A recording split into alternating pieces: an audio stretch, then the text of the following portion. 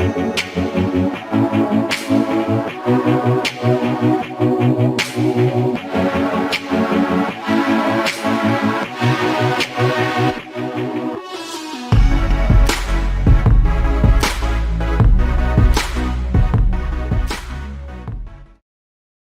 Back students. हम class 9th के science subject से मोशन चैप्टर को डिस्कस कर रहे हैं। पहले 2 लेक्चर्स के अंदर हमने स्टेट ऑफ ऑब्जेक्ट के बारे में बात की। There are 2 states of object, rest and motion. In second lecture we discuss the 2 physical quantities, distance and displacement and difference between them. Now in this lecture, this is our 3rd lecture. In this lecture we will do some in-text question of our NCERT book, which are on page number 100 in your NCERT book. The NCERT text questions, page number 100. This is our first question. An object has moved through a distance.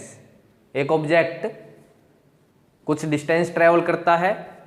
Can it have zero displacement? क्या उसकी displacement zero हो सकती है? If yes, spot your answer with an example. Question के अंदर क्या दिया हुआ है? क्वेश्चन के अंदर बोल रहा है कि एक ऑब्जेक्ट कुछ डिस्टेंस को ट्रैवल करता है तो क्या उसकी डिस्प्लेसमेंट जीरो हो सकती है? अगर जीरो हो सकती है तो आप उसके लिए एक एग्जाम्पल दें और अपने आंसर को जस्टिफाई करें या सपोर्ट करें आपके आंसर को। तो इसके हम 2-3 एग्जाम्पल ले सकते हैं। फर्स्ट एग्जाम्पल हम लेते हैं। ये object moves from point A and moves in a circular path of radius R. कि मेरा एक ऑब्जेक्ट ए पॉइंट से चलना स्टार्ट किया और वो मूव करके वापस ए पॉइंट के ऊपर आ गया।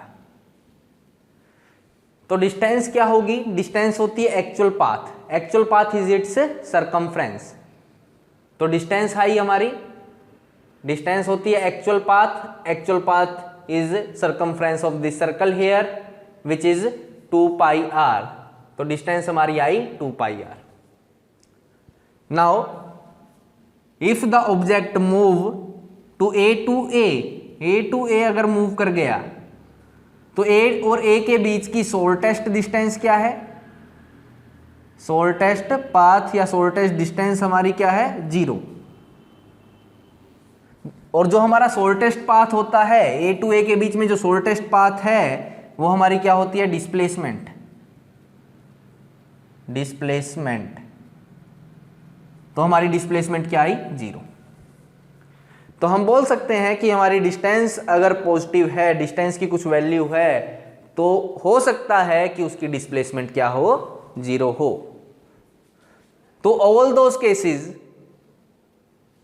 cases in which object move from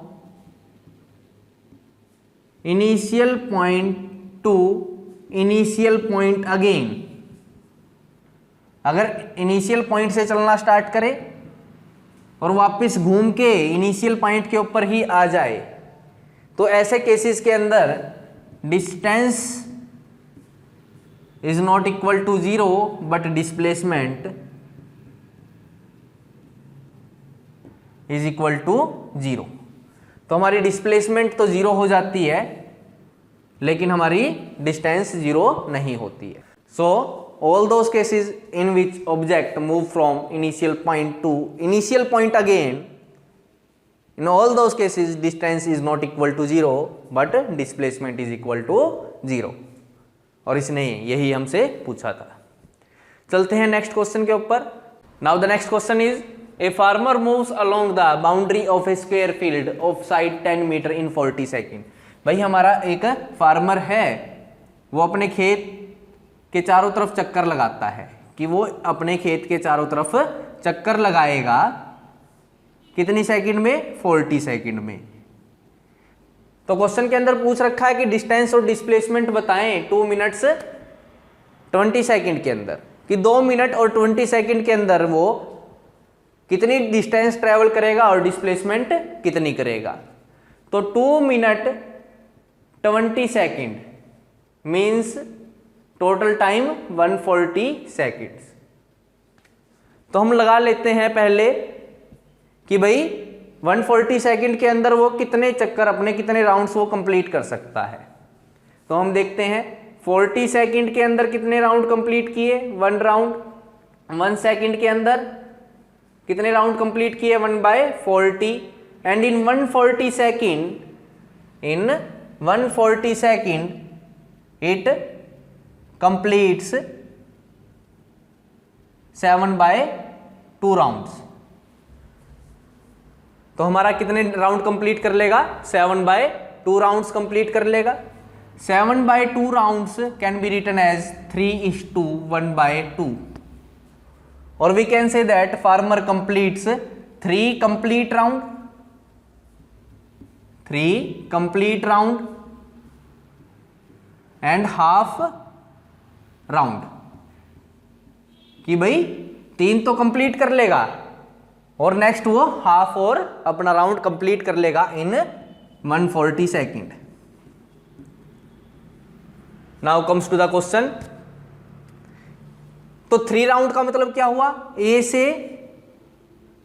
वापिस ए के ऊपर आया, ये ए से बी, बी से सी और सी से डी एंड देन ए। तो 3 राउंड तो उसने कंप्लीट किए, तो यहां पर पहुंच गया 3 राउंड के बाद। This is first round, second round and third round. In third round it is at again point A. लेकिन थर्ड राउंड के बाद उसको हाफ राउंड और कंप्लीट करना है। हाफ राउंड का मतलब क्या हुआ, 4 लेंथ में से वो 2 लेंथ्स को कंप्लीट कर लेगा। यानी कि हमारा जो फार्मर है वो पॉइंट ए से पॉइंट सी के ऊपर पहुंच जाएगा 140 सेकंड के बाद। The farmer is at C point after 3.5 round. 3 rounds complete करने के बाद तो वो वापिस ए के ऊपर पहुंचेगा। उसके बाद आधा राउंड और कंप्लीट करना है तो वो सी के ऊपर पहुंच गया। नाउ डिस्टेंस निकालनी है, डिस्टेंस कितनी ट्रेवल करेगा। तो देखो एक राउंड के अंदर 10 ये चला, 10 मीटर ये चलेगा, 10 मीटर यहां से चलेगा और 10 मीटर यहां से चलेगा। तो एक राउंड के अंदर टोटल कितना चला, एक राउंड के अंदर उसने टोटल चला 40 metre. 10 + 10 + 10 + 10 in 1 round it completes 40 metre. In 3.5 round, or we can say that 7/2 rounds, it completes 7/2 multiplied by 40। एक राउंड के अंदर 40 चलता है तो 7/2 राउंड के अंदर कितना चलेगा, 7/2 into 40। This comes out to be 140 metre. तो टोटल उसने चला 140 मीटर। टोटल वो 140 मीटर चलता है तो total distance, total path covered क्या होता है हमारा, डिस्टेंस होती है। तो डिस्टेंस तो उसने ट्रेवल कर ली 140 metre, but displacement will be shortest path between initial point and final point. Initial point हमारा ए था, फाइनल पॉइंट हमारा सी है। शॉर्टेस्ट पाथ कौन सा होगा, स्ट्रेट लाइन हम ड्रॉ कर देंगे। लास्ट लेक्चर के अंदर हमने डिस्कस किया था। तो डिस्प्लेसमेंट क्या होती है, इनिशियल पॉइंट और फाइनल पॉइंट के बीच की शॉर्टेस्ट डिस्टेंस, और वो कैसे निकालते हैं, bye drawing a straight line between them. तो हमें ये वैल्यू निकालनी है ए टू सी की, जो डायगोनल है हमें वो निकालना है। तो this side is 10, this side is 10, this side comes out to be 10 square plus 10 square by Pythagoras theorem. This comes out to be 10√2। This is shortest path of his journey. कि भाई जितना चला है वो उसके अंदर उसका शॉर्टेस्ट जो पाथ आया वो 10√2 आया, और यही हमारी क्या हो जाएगी, डिस्प्लेसमेंट। जो शॉर्टेस्ट पाथ आया वो ए टू सी का आया और वो वैल्यू कितनी आई, 10√2। This is our shortest path which is displacement. Shortest path हमारा डिस्प्लेसमेंट होती है। तो हमारी डिस्टेंस ट्रेवल की फार्मर ने 2 मिनट 20 सेकंड के अंदर 140 मीटर तो उसने डिस्टेंस ट्रेवल की है, और डिस्प्लेसमेंट उसकी आई 10√2 मीटर। Is that clear? Now comes to the next question. Which of the following is true for displacement. कि इनमें से 2 स्टेटमेंट दे रखी है यहां पर, इनमें से कौन सी स्टेटमेंट ट्रू है। डिस्प्लेसमेंट के लिए, displacement it can not be zero, क्या डिस्प्लेसमेंट जीरो नहीं हो सकती है? हो सकती है। हमारा फर्स्ट क्वेश्चन ये आज हमने डिस्कस किया था, डिस्प्लेसमेंट कैन बी जीरो कब होगी? When object moves from initial point two initial point, initial point two initial point, again displacement is zero, तो हमारी डिस्प्लेसमेंट जीरो होगी। जैसे कि हमारा ऑब्जेक्ट ए से चला एंड वापस ए के ऊपर आ गया, तो ए और ए के बीच की जो शॉर्टेस्ट पाथ है वो जीरो होगा, तो हमारी डिस्प्लेसमेंट जीरो हो सकती है।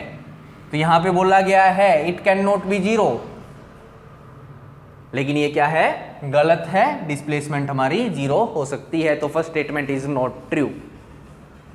It magnitude is greater than distance travel by the object, इसका जो मैग्नीट्यूड है वो डिस्टेंस से ज्यादा होगा।